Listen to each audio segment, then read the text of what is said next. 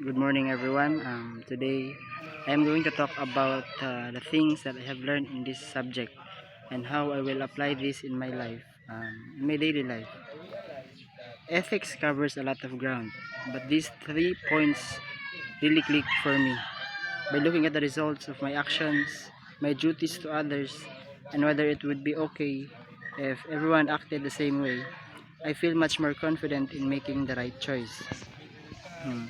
First topic that I'm going to talk about today is about deontology. Deontology is all about following important rules and doing your duty, no matter what happens as a result. It teaches us that some actions are just wrong, even if they seem like they might help you at the time. One example is imagine you find a lost wallet on the sidewalk filled with cash. A deontologist would return the wallet to the owner simply because stealing is wrong and returning what isn't yours is a duty. Even if you really need the money and owner is wealthy and won't miss it, you return it because the rule of honesty is more important than benefit of the cash. Um, the other topic I'm going to talk about today is about utilitarianism. Utilitarianism focuses entirely on the outcome and tries to produce the greatest good for the greatest number. It is a very practical way to make decisions because it treats morality like a math problem where the goal is to create the most happiness possible for everyone involved.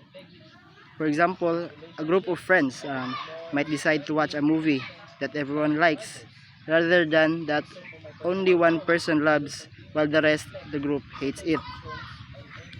Even though that one person is a bit disappointed, the choice is considered more ethical because it creates a larger total amount of group happiness for the whole group.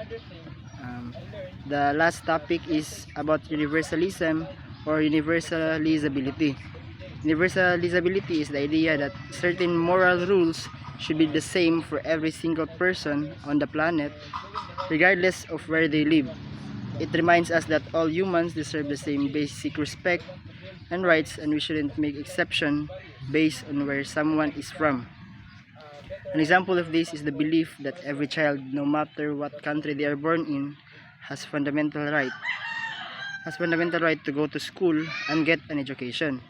By thinking this way, we stop focusing only on our own circle, our own small circle, and start caring about the rights of people we have never even met. It encourages us to be global citizens who stand up for fairness across the entire world. And to answer the question how these three will be applied in real life, you can use deontology in our life and school by sticking to simple rules like the word never cheat or always keep your word because you believe doing your duty is what matters most. In relationships or group work, you can use utilitarianism by making choices that make the most people happy, such as picking a movie the whole group enjoys instead of just your favorite. Finally, you can practice universalism by treating everyone you meet at school or in your community with the same kindness and respect because you believe all people in the world deserves to be treated fairly. Use these three ideas if you want to be, a better person, an honest person, a great friend, and a fair member of the world.